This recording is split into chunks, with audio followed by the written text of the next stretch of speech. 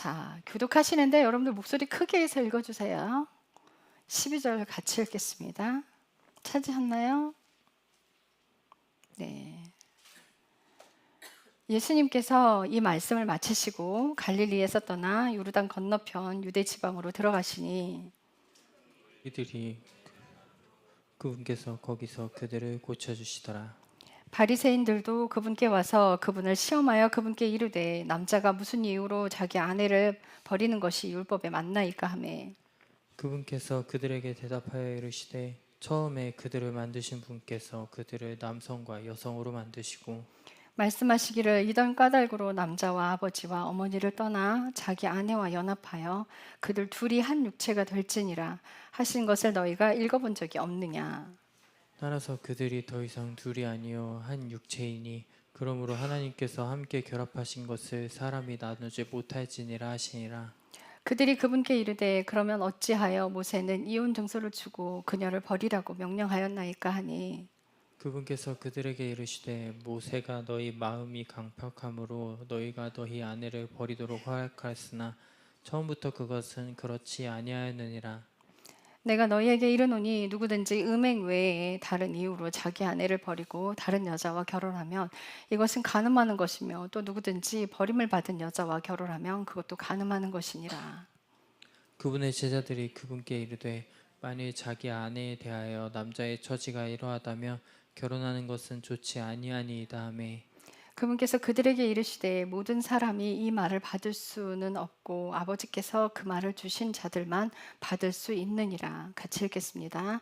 자기의 어머니 태에서부터 그렇게 태어난 고자들도 얼마쯤 있고 사람들이 고자로 만든 고자들도 얼마쯤 있으며 하늘의 왕국을 위해 스스로 고자가 된 자들도 있나니 그 말을 받을 수 있는 자는 그 말을 받을지니라 하시니라. 아멘. 자, 예수님께서 많은 병자들을 고쳐주셨죠.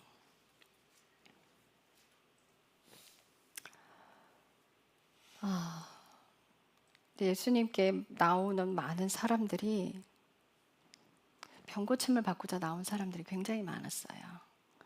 그래서 예수님의 말씀을 사모하고 주님이 하시는 말씀들을 따르고 삶을 고쳐 살고자 하는 사람들보다는 당장 내 몸에 아픈 곳을 낫게 하기 위해서 예수님을 따르는 사람들이 굉장히 많았습니다. 근데 그 사람들이 예수님께 왔을 때 예수님께서 또 고쳐주셨어요. 그런데 그 중에 바리새인들이 예수님께 나와서 시험을 하려고 예수님을 시험하려고 질문을 하는데 무슨 질문을 하냐면 남자가 무슨 이유로든 자기 아내를 버리는 것이 율법에 맞습니까? 그 당시에 이혼은요. 여자가 남자를 싫어해서 떠나는 것이 아니라 남자가 여자를 버렸어요. 무엇 때문에? 무엇 때문에? 다른 여자를 갖고 싶어서. 그걸 허락하지 않으셨어요. 그 당시는 여자들이 이혼을 하면 먹고 살 수 있는 방법이 없었어요. 일을 할 수도 없어요. 그래서 율법에 보면 고아와 과부를 위한 법이 있어요. 그래서 고아나 과부들은 직접적으로 먹고 살 수 있는 방법이 없기 때문에 굉장히 가난하게 살았습니다. 그런 연유에 그런 이유 때문에 아내를 버리지 못하게 했고 또한 만약에 첫째 형에게 결혼한 아내가 아들이 없이 자식이 없이 남편이 죽였다면 둘째 아들에게 결혼시켰어요. 그 이유는 씨를 남기기 위해서. 자녀를 남기기 위해서 그렇게 했고 그리고 또 그 남편은 형의 아내를 아내로 맞이해서 부양해야 했어요. 그렇게 여자들이 먹고 살 수 있는 방법이 없었습니다. 그래서 하나님은 여자를 버리지 말라 그랬어요. 그런데 오늘날은요? 오늘날은 어때요? 이혼하면 여자들이 굶어요? 그렇지 않죠. 이혼해도 충분히 일을 해서 먹고 살 수 있는 세상이 되어버렸어요. 시대가 변했죠. 시대가 변했어요. 그래서 그 당시 하나님께서 예수님께서 이혼하지 말라 하는 건 여자를 보호하기 위함이었어요, 여러분들. 그런데 오늘날은요, 많은 것이 변했죠. 그래서 예전에는 그 이혼한 사람들은 얘기를 들어보니까 전과 딱지 달고 있는 것 같다라고 이야기를 할 만큼 시선이 안 좋았어요. 근데 요즘 이혼하는 사람도 굉장히 많죠. 굉장히 많아요. 그래서 그 이혼하는 사람들을 향하여 죄를 지었다라고 또 말할 수도 없어요. 여러분들 예를 들어 봅시다. 한 아내가 남편에게 수없이 맞았어요. 너무 많이 맞아서 고통스러웠어요. 그럼 여러분 그 결혼을 유지하라고 할 건가요? 그 여자가 이혼하라고 할 때, 이혼하겠습니다, 이혼하고 싶습니다 할 때 계속 사십시오라고 말할 수 있는 사람이 있을까요? 저는 그렇게 못할 것 같아요. 저는 매 맞고 사는 그 아내에게 그 안에서 견디고 계속 사십시오라는 말 못할 것 같아요. 만약 계속 살라고 했다가 그 여자가 죽기라도 하면 어떻게 할 거예요? 목숨을 끊어버리기라도 하면 어떻게 할 거예요? 못 견뎌서. 그래서 어떤 가정에 그런 가정이 있었어요. 그래서 하나님께서 저를 기도해 주라고 보내셨는데 그 여자분의 마음에 너무 간절하게 도망치고 싶고 이혼하고 싶은 마음이 있었어요. 근데 그 마음은 제게 얘기하지 않았어요. 근데 기도를 하는데 하나님께서 내가 너를 살리기 위해서 이혼을 허락한다 하시는 거예요. 근데 그분이 그 음성을 듣고 펑펑 울었어요. 그래서 저는 처음에 이게 하나님 음성이 정말 맞나? 저도 이런 생각을 하긴 했어요. 근데 주님의 음성이 맞았어요. 주님의 음성이 맞았어요. 그분이 그날 저녁에 죽으려고 수면제를 사다 모아놨대요. 만약 보내지 않았다면 그 사람은 그날 저녁에 죽었을 거예요. 그래서 오늘날은 그 말씀의 중심에 하나님의 마음은 헤아리지 않고 문자적으로만 해석해서 그렇게 이야기하는 건 옳지 않아요. 정말 옳지 않아요. 그런데 왜 오늘날 이혼이 이렇게 많아졌을까요? 여러분 생각해 보신 적 있어요? 하나님께서 아담을 창조하시고 그 다음에 돕는 배필을 여자를 창조하셨어요. 그런데 바로 창조해 주신 게 아니에요. 아담을 창조하시고 아담에게 동물들을 다 데리고 왔어요. 그래서 그 동물들의 이름을 아담이 다 지어줬어요. 근데 가만히 하나님이 보시니까 아담이 조력자가 없었어요. 동물들은 다 암수가 다 짝이 있는데 동물에게서 아담의 조력자를 찾으려 했어요. 그래서 그 가운데 다 찾았는데 없었던 거예요. 그래서 하나님께서 아담을 잠재우셨어요. 그리고 갈비뼈를 빼서 하와를 만드셨는데 뭐라고 하시냐면 돕는 배필이라고. 자, 근데 봅시다. 왜 돕는 배필인지 제가 말씀드릴게요. 우리 남자 아이들 잘 들어봐요. 우리 학생들 잘 들어봐요. 6살짜리 남자아이들과 제가 이 얘기 여러 번 했어요. 6살짜리 남자아이와 6살짜리 여자아이를 놔두고 실험을 했어요. 엄마가 망치를 가지고 두드리다가 손을 다쳐서 우는 신용을 했어요. 막 엉엉 울었어요. 엄마가 엉엉 울고 있는데 남자아이들은 옆에서 어떻게 하는지 아세요? 어떻게 해요? 여러분 어떻게 할 거예요? 엄마가 다쳤어요. 어떻게 할 거예요? 남학생들 대답해봐요. 많이 컸어. 괜찮냐고 물어봐. 예. 그런데 그 본능적인 6살짜리 아이는 아무렇지도 않아요. 엄마가 다쳐서 울고 있는데도 장난감을 가지고 놀고 있어요. 엄마 한번 딱 쳐다봤더니 관심 없어. 관심이 없어요. 이게 잘못됐다라고 이야기하는 게 아니에요. 남자의 원래, 남자가 본래 그렇게 태어났다는 거예요. 본래 그렇게 태어나서 자라면서 배우는 거예요. 그런데 딸을 시험을 했어요. 엄마가 다친 거 막 우니까 딸이 막 달려와서 엄마를 끌어안고 같이 엉엉 우는 거예요. 엉엉 우면서 엄마 괜찮아? 엄마 어떡해? 하고 같이 우는 거예요. 이게 아들과 딸의 차이예요. 여자들에게는 사랑이라는 게 기본적으로 있어요. 그래서 다른 사람과 감정이입을 잘해요. 타인이 아플 때 같이 아파주는 걸 잘해요. 그런데 남자는 그런 걸 못해요. 자, 제가 누가 연예인이 한 이야기인데요. 여자친구가 새 집에 이사를 갔어요. 여자친구가 새 집에 이사를 가서 페인트 칠했는데 너무 냄새가 나는 거예요. 너무 냄새가 나서 남자친구가 전화를 해서 오빠야, 내 이제 새 집이라 내 페인트 냄새가 나서 죽겠다 하고 전화를 했어요. 그랬더니 오빠가 하는 말, 그래? 그러면 창문을 활짝 열어볼래? 아, 진짜 그 연다고 그게 해결이 되나? 그럼 어떻게 해? 열면 너무 춥다, 겨울인데. 이랬더니 그럼 어디 밤좀 한번 닫아볼까? 남자들은요, 어떤 상황에 문제를 해결하려고. 근데 이 친구가 그래서 오빠한테 전화하는 걸 끊어버려요. 전화 끊고 이제 친구한테 전화했어요. 친구야, 야야, 내가 새 집에 이사를 왔는데 페인트 냄새가 나서 죽겠다. 나 이거 왜 하면 좋겠나? 그랬더니 야, 네 힘들겠다. 왜 너 우리 집에 놀러 올래? 나랑 같이 차 마시자. 그래. 이게 뭐예요? 페인트 냄새 나는 걸 해결해 달라는 게 아니라 마음을 알아달라는 거예요. 그래서 여자들은 감정이에요. 그래서 여자들이 집에서 집안일 정말 많이 하고 힘들잖아요. 그 남편들은 와서 밥 줘, 잖아. 그런 말 하지 말고 아우, 애랑 얼마나 고생했어. 힘들었지. 그리고 아예 한 번씩 안아주고 해주는 거예요.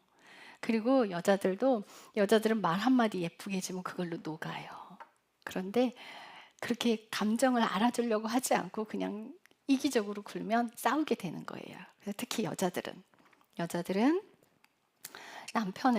남편을 밥을 해주고 자녀들 키우는 거, 그거 정말 열심히 해야 되는 거예요. 남자는요, 사랑을 받으면 사랑을 배워요. 사랑을 받으면 사랑을 배워요. 근데 내가 사랑해 주지 않으면서 네가 해야지 라고 하면 남자들은 더 도망가요. 그래서 여자들은 남편을 많이 사랑해 줘야 돼요. 여자가 사랑이 더 많은 이유가 뭐예요?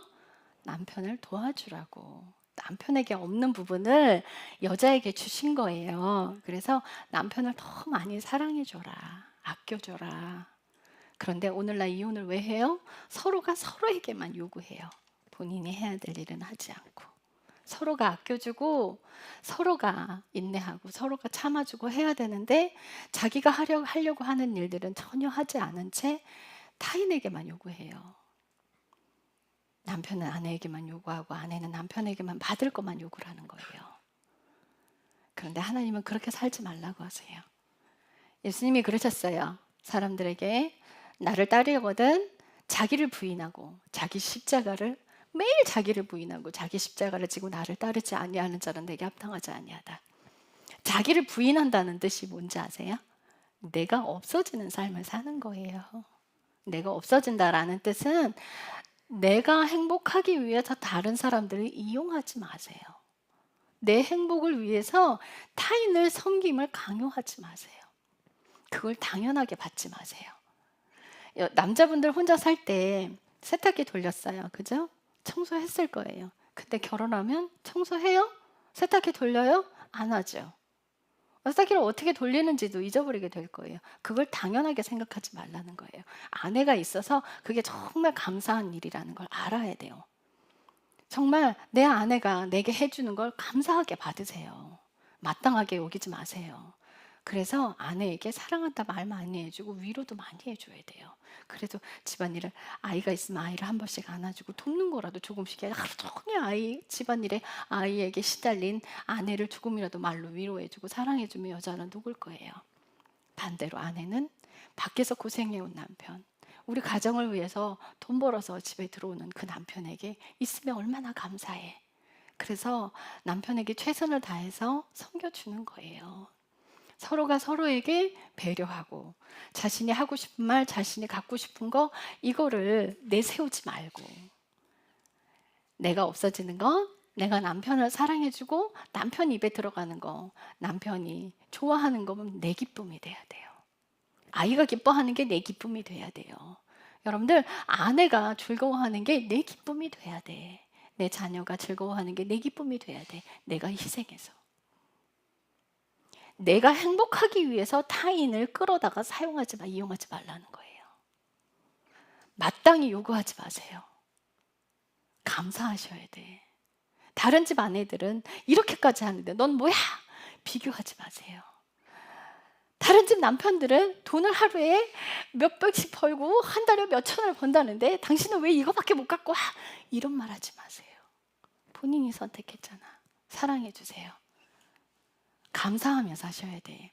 여러분들 감사하는 삶을 살지 않으면 불평이 많아져요. 그죠? 근데 불평하는 인생을 사는 사람은요, 결국 인생이 망가집니다. 감사를 차단해서 사는 사람의 인생은 풍요로워져요. 그래서 작은 것 하나에도 감사하는 사람 돼야 돼요. 부모님이 나를 위해서 키워주고 먹여주시고 정말 감사한 거예요. 만약 아내와 자녀를 키우고 있다가 아내가 죽었어요.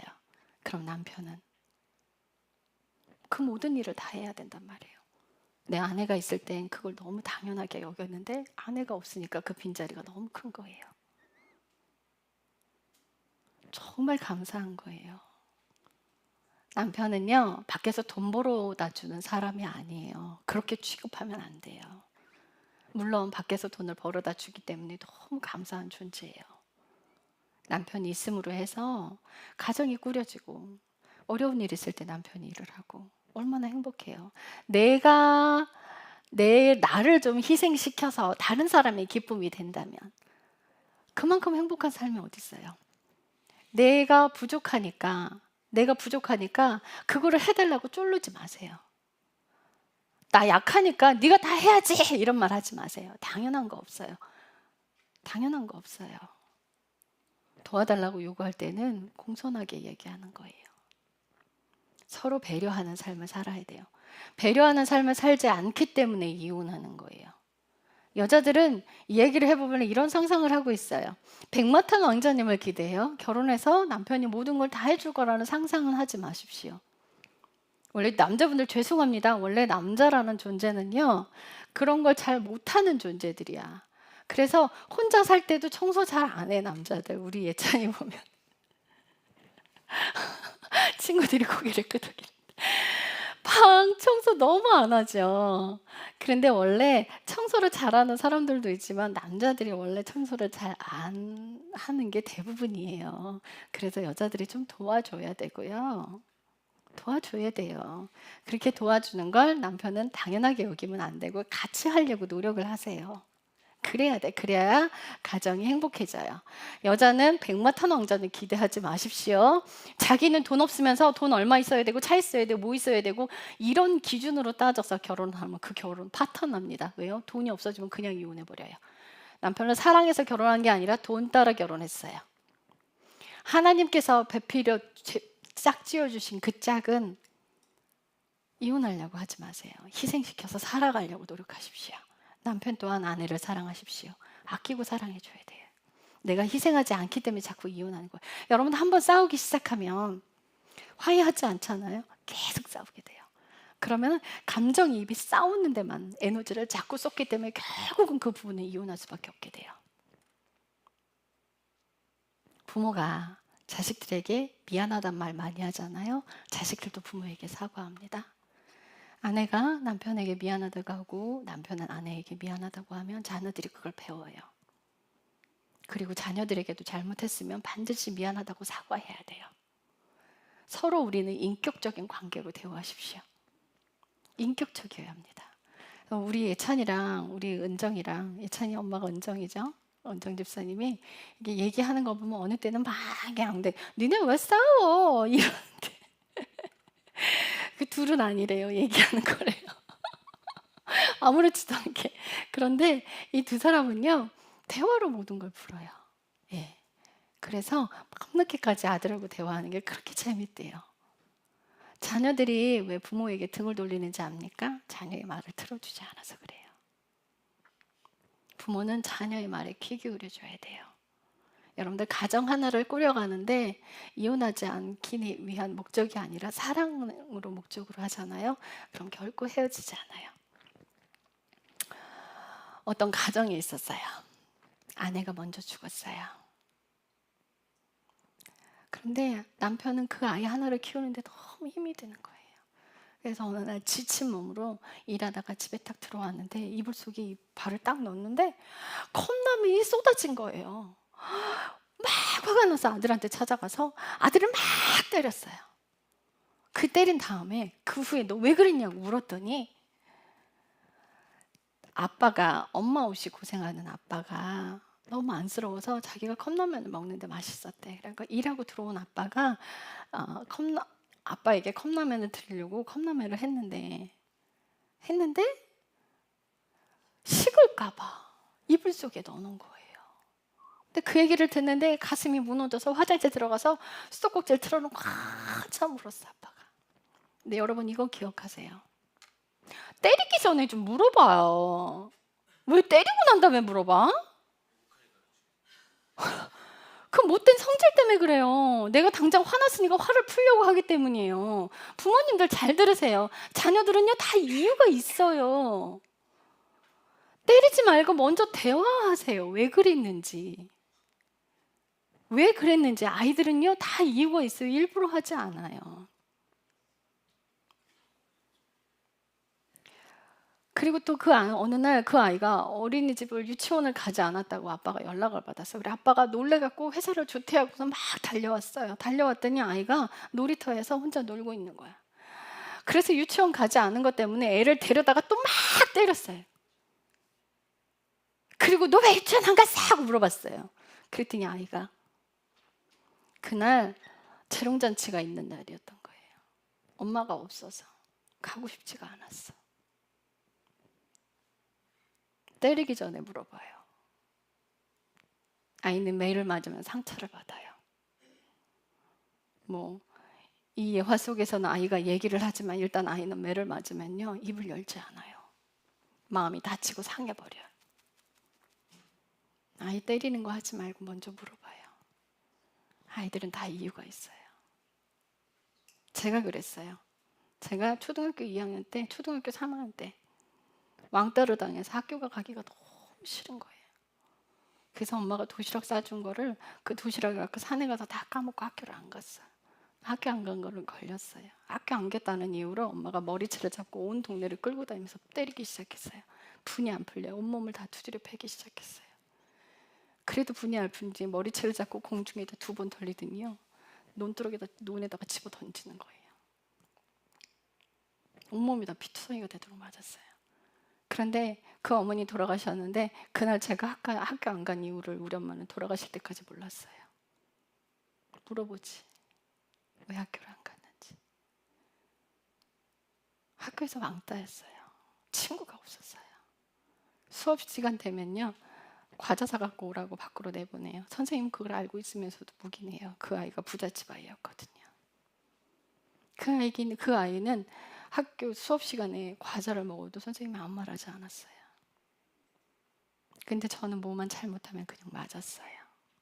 가난한 집 아이여서. 그렇게 친구도 없고 왕따를 당해서 학교 가기가 싫었어요.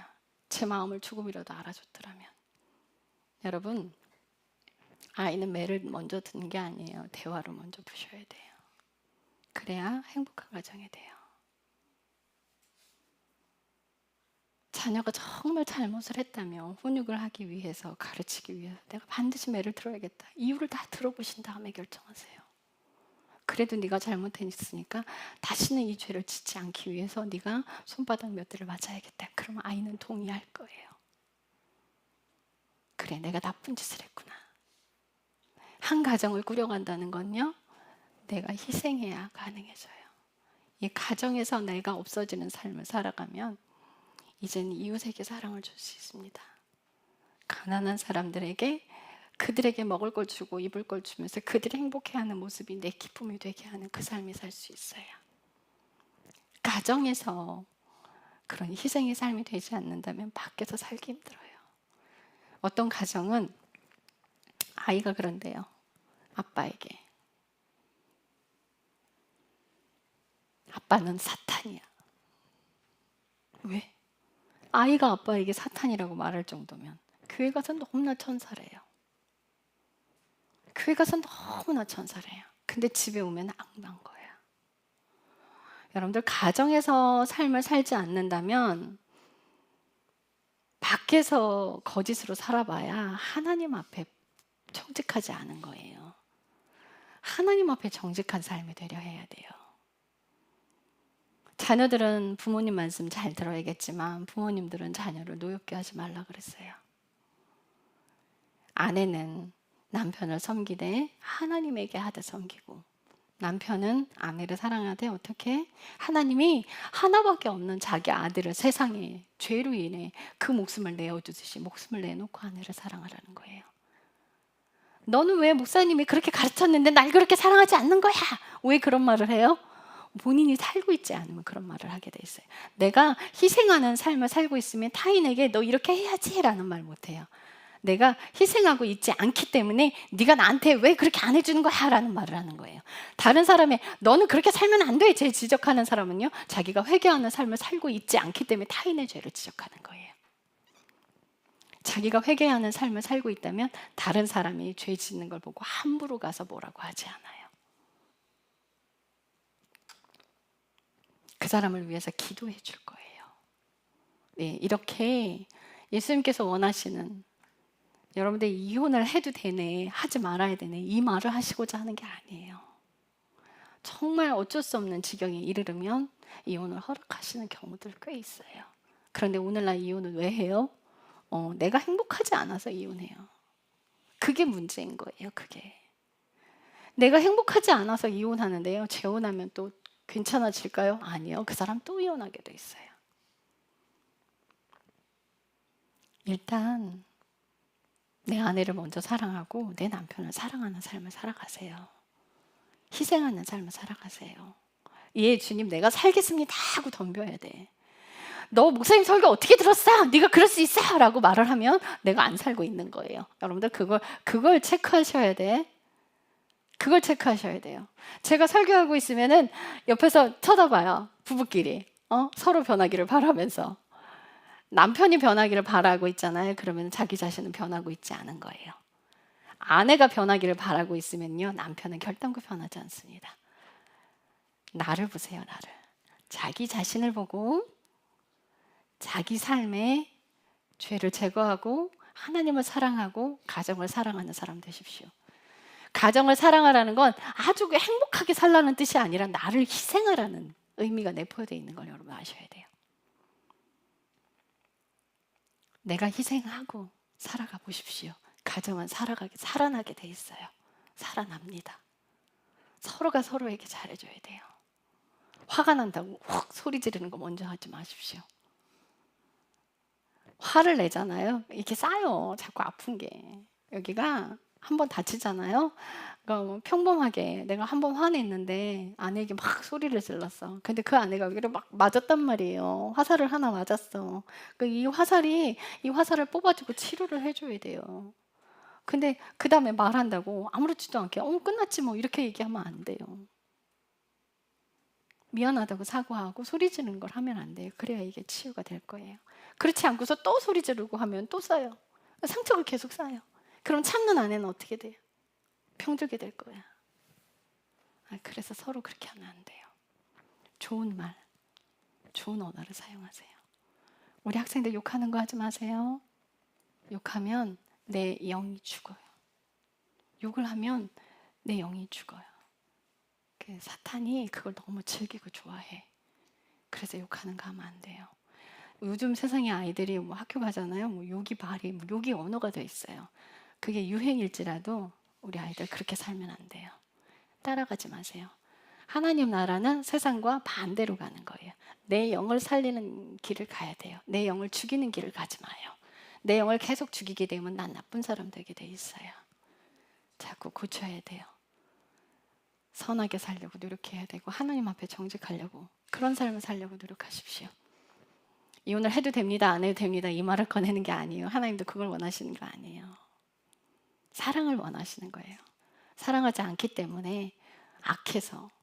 그래서 모세도 사람이 악하기 때문에 이혼을 허락한 거라고. 남자들이 너무 악해서 이혼을 허락한 거지 본래 그 뜻이 아니라고. 사랑하는 가정을 만들어 갑시다. 사랑은 내가 희생해서 만들어지는 거예요.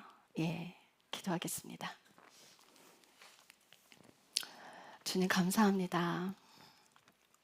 연약한 우리를 돌봐주시고 사랑으로 이끌어 주시니 주님의 은혜 때문에 살아가고 주님의 사랑 때문에 살아갑니다.